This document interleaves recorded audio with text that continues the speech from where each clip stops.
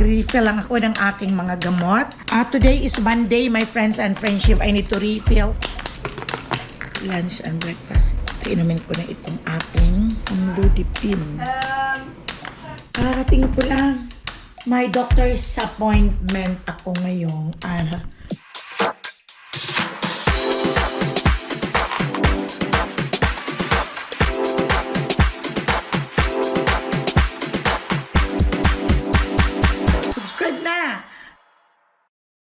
Hello, it's 12:30. Busy lang si Mama Ella when I woke up in the morning. But anyway, good morning, good afternoon sa inyong lahat. At sana ay okay lang kayong lahat din. Nakatulad din ni Mama Ella na kahit papano ay happy din. So, yun lang ang masasabi ko sa inyo. Be always happy and be pretty, my friends and friends. Today is 12:30. Katatapos ko lang mag-breakfast. At katatapos din mag-breakfast ng mga sister and brother ni Zoe. At umuwi na sila. They went home na.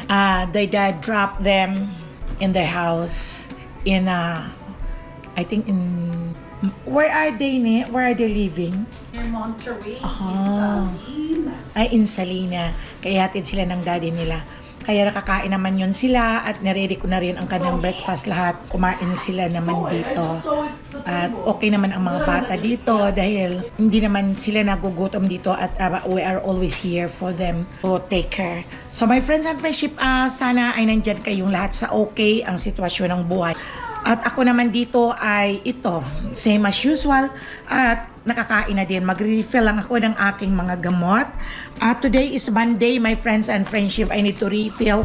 At may appointment, I need to refill my gamot at may appointment ako mamaya sa aking doctor. I-refill ko muna itong aking mga gamot. Hindi pa ako nakapag-inom ng aking mga gamot. My friends and friendship. Because this morning, I'm always busy. So, ngayon pa lang ako magre-refill dahil ang gamot kong na-refill last time is 1 week need. Yun, 1 week na ready ko na for iinumin ko. Ngayon naman, there's pandesal. You want? Ito, magre-refill ako ng itong aking gamot is metformin. 500 lang naman itong metformin ko.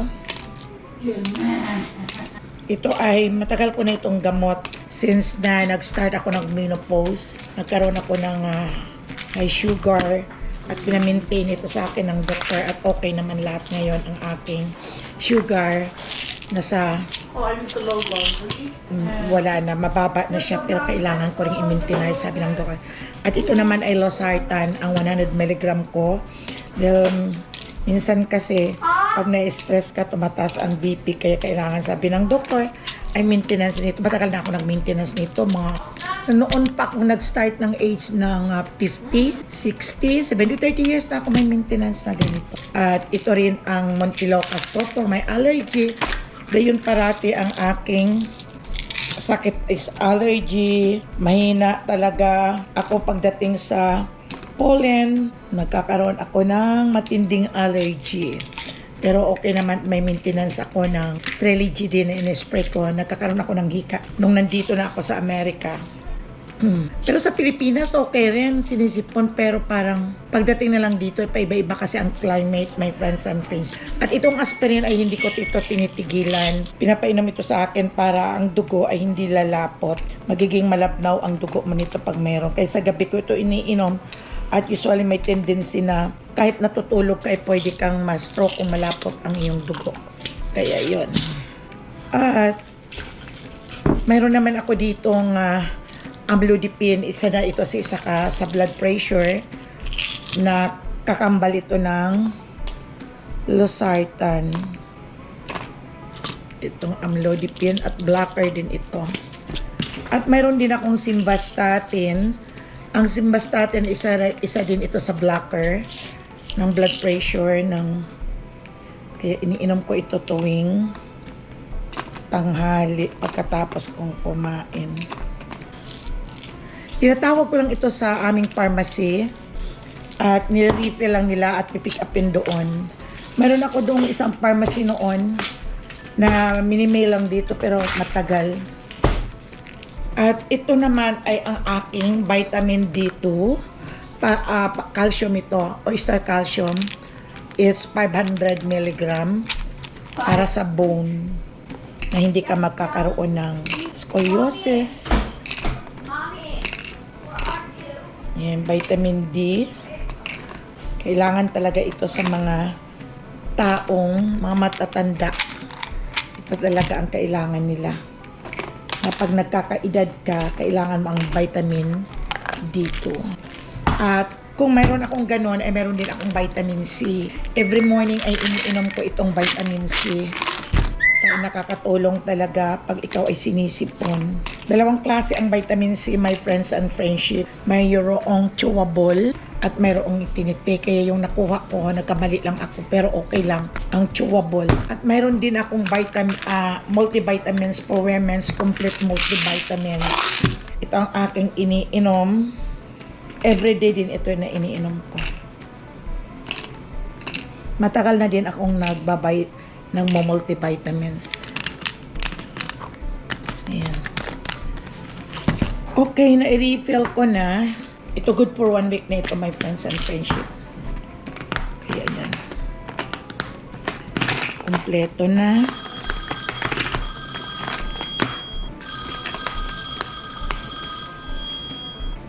Si Jarrell, i-defrost ko daw ang kanyang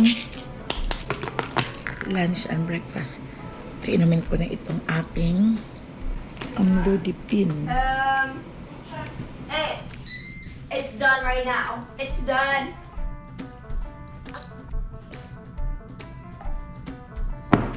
Ito yung vitamin C. Defrost ko daw yung ano ni Jarrell. Chicken.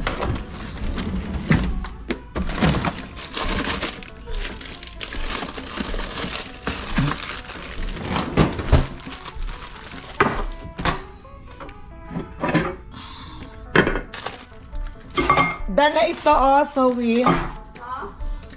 it's already done. Teka, kuha tayo ng lalagyan.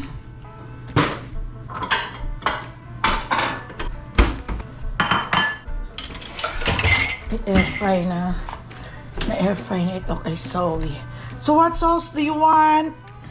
Find it there. Anong gagawin dyan sa shrimp chop? Tadlago niyang. What are you looking for? Oh, here. Ito na yung breakfast. Galing kasi si Zoe sa practice niya doon sa club sa volleyball. At malayo siguro, mga 30 minutes from here.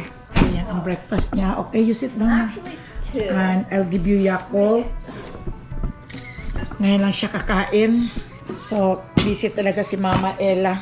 Pero ngayon wala na dito yung mga kapatid niya. So, relax na naman ako. Ayan, kumakain si Zoe. Where is my broom? Since you want one. Early? 8 o'clock. 15. What? The purple one. Your school. All my classmates. It's called Class Dojo. It's where it's Report mo sa holding one. They're going outside the campus. Sigang tayo. Ng hipon, no? Yan, no? So, nakamalagalag in man lang ang mga taas sa card. Mo probably. Ano? Na nakukwentuhan sila. Nasisigawan yan sila. Ilocos to. Emergency ka nag-electoral to. Ayan. Oh. Konti lang ang nilagay ko sa bawang. Just go sa During. Just go sa During. Sarap. Di ba nila bukas ni Mika? Ito nilagyan ko ng kalamansi. May kalamansi pa kasi ito. I mean, they'll write an essay. Kaya lagyan natin ng kaunting patis. It's been a long time. On stock na, sa lab na ako. Kasi Ayan, may after the patis. stimulation sa lab, now we have to write an essay. Hapon niya. Sa apo. Yeah, I think that's why I'm not Nilagyan ko ng dahon ng tanglad, ng lemongrass, para mabango siya. Ginabutan nito, okay, ano yung mga observation, Masarap. ano makarahay, hypothesis, ano ba? Ano kaya mako mo hypothesis? Hypothesis. Hypothesis. Ano mako direct hypothesis? Muli ako, Kanina dati ko. hindi ko man ako dati, kabuhay, stagnant yung Sa bata. intro, ang bagay ang Bukod, pero kung ano mga putong-putong, ang at niya ka, kwan, hindi Wow. ako. No, wala, bagay mo ako. Ayo. Ha? Come on, Kel. You're shut. Somebody such a Kel. Wow. Papa, where's the lighter? A lighter? I think it's here. Biro na. Wallet na sa kamahal. The big one is easy to make. Kaya mas mahal yung mga iso. Where's the haircut? Ay, ang sarap. Tama na siya. You know, the winter in Itong Japan klaseng is kalamansi na bad. pang-asim Japan, talaga, Korea, the binibili winter ko. iba sa California. Yun lang $7. Pero marami din ang nalulot, ang nahahaluan ko nito. Kaya ayan na siya. Oh, sarap kasi digang na hipon, ang malaki ng hipon. Takpan ko lang siya dito. Di mo sabi? Ay, tumahimik na rin yung lamisa namin. Kaya ito yung mga kinainan nila ay iniiwan lang dito. Ayoko dito na nakatampak lang ang mga hugasan. Parang ang gulo-gulo ng isip mo. Di pa ako nakapanood ng aking mga favorite vlogger.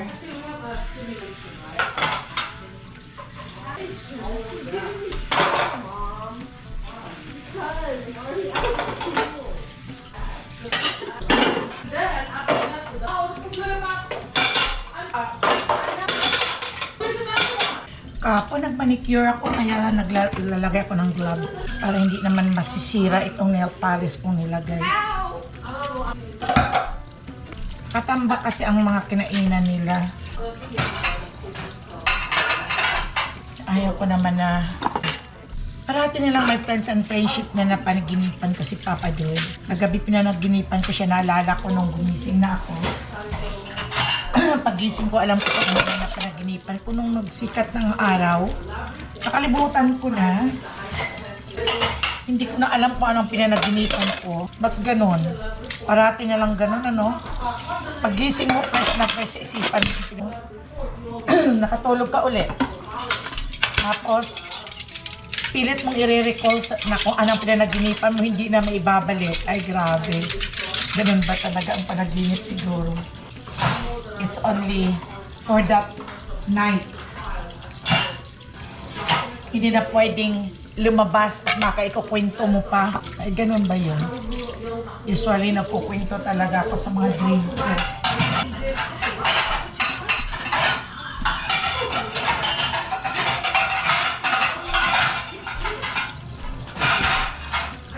Tuwing may pinanaginipan ako kay Papa, nagkukwento ako.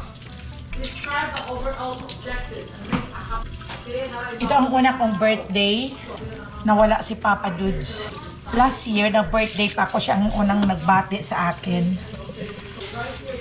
Nakalimutan ko na nga kung nasaan na yung mga greetings niya sa akin noon. Nandoon sa Facebook. Wala na siguro, hindi na nakastored yun. Hindi ko na isave. Dapat na isave ko yun, ano? My friends and friendship, kararating ko lang. May doctor's appointment ako ngayon, kanina. Nagugutom ako, di pa nga ako nakakain. Kakakain lang muna ako.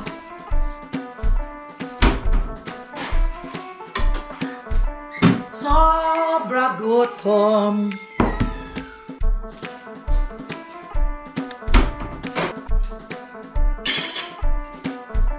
Ito yung tira namin na barbecue kapon. Is that the way? Kain na tayo, my friends and friendship. Ang laki-laki ng hipon. Ito mga kutsara. Dami pang ginawa, my friends and friendship, pagkatapos kong kumain. Kasi kanina nung magbihis ako, nung mapunta ko sa appointment, tapon dito, tapon doon lang ang ating hinubad, kaya nagligpit ako doon sa kwarto. Tapos ito, photopik do yung gamit ni JR. Okay? Ay nako. Sobrang lamig sa labas, kaya napalabas ako ng mga aso namin. Tapos na. Nakapagtupi din ako ng labahin ni Jarrell. At ito ay pahinga na naman ako. Ay, napapagod din ako. 3 aso ang aking pinalabas, yung mga maliliit naming dogs. Ito ang life ni Mama Ella. Pero ako lang naman ang tao dito sa bahay. Ay, walang magpapa-poops at magpapapipi sa mga dogs. Kung hindi mo ipalabas, magkakalat yun sa mga kwarto nila. Kaya Mama Ella is always here.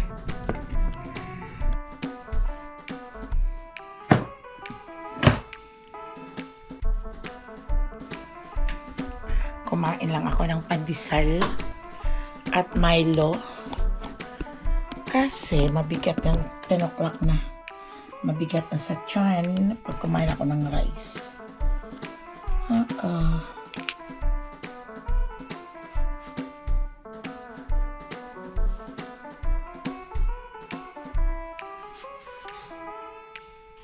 Nag-card ako kanina. Damit din. It's 18. 5 p. Follow up Tuesday, September 1. Kailangan isulat ko yung appointment ko na next. Kasi kanina may appointment ako, my friends and friendship. May appointment ako kanina sa doktor na pulmonary. Doctor, okay naman. Wala naman. At meron ako namang isa pang yung pulmonary test. Yung nag-bublo ka. Ganun. At tinetest nila kung gaanong ka haba ang oxygen na nanalaitay sa lungs going to heart and to brain. Kaya yun. At tapos follow-up check-up September. Ito August 18 is Dr. Lou. At 3 p.m. At ito September 1. September 1. August. December na to Calendar. Okay, my friends and friendship, magbathroom muna ako yung mukha. The next morning. Next day in the morning, my friends and friendship, magkakape tayo. Maaga pa ako nagising, 6 o'clock. Takainin mo na si Molly. Ikaw doon may buag sa bawa niyang. Kape muna tayo. Maaga pa ako nagising. Paano? Ay maaga rin ako natulog kagabi. And then si Zoe ay may practice ngayon ng volleyball sa club. Mga 1 hour mula rito papunta doon. At ako na lang dito. At si Jar aalis naman. Kaya mamaya na lang. Mamaya itapon mo muna yan. Ayun. Nag-ready mo na si Dia ng mga dog. Saging almusal ko. Matamis naman pala ito. Nakalipas na naman ng isang araw. Ito naman is another day. Today is Tuesday. Tuesday ngayon ng August 4 na. Wow. Ang bilis ng panahon, my friends and friendship. Nagluto ako ng paksiw na bangus. Yung dalawa nito, nung binili ko last day, ay inihaw namin. Masarap, hindi mabaho, parang sa Pilipinas. Ito pinaksiw ko, nilagyan ko ng ampalaya sa ilalim at saka sa taas. Nilagyan ko ng tanglad, ang bango. Wala talagang langsa. Maasip ang pagkagawa ko. Para hindi mo maramdaman na ang isda ay malangsa. Kaya inasiman ko. Yan. Paksiw yan. Nilagyan ko ng sibuyas, bawang, ricados, at kaunting sugar, at sinigang mix. Linamas ko muna sa sinigang mix. Lagyan ng suka. At ayan, ampalaya. Ang sarap, mabango to. Masarap to sa kanin mamaya. Itong kanin na niluto ko, ito bagong luto ito. Kaya masarap to mamaya. Naliligo muna ako, my friends and friendship. Dali. Nanonood ako ng aking vlog. At nagugutom na din at kakain ako ng rice at saka yung ginawa kong paksi. Kakain ako ng lunch. Tingnan nyo, mayroon pa ako ditong shrimps. Ayan o. Yung kahapon, kukuha tayo ng rice. Nagugutom na ako, my friends and friendship. Kahapon nung magpa-doctor ako, nang mamatay si Papa, naging 134 pounds ako. Ngayon medyo tumaas-taas na ako. Nag 136. Sarap magkamay pag ganitong paksiw ang ulam. Paksiw. You know.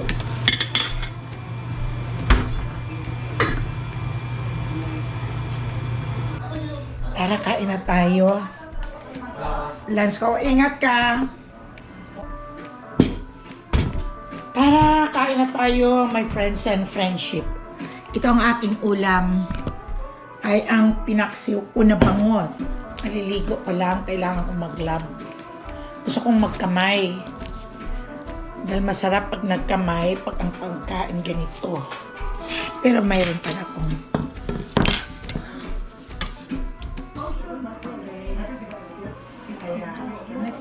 ang sarap. Tara, kain na tayo. Kamay lang.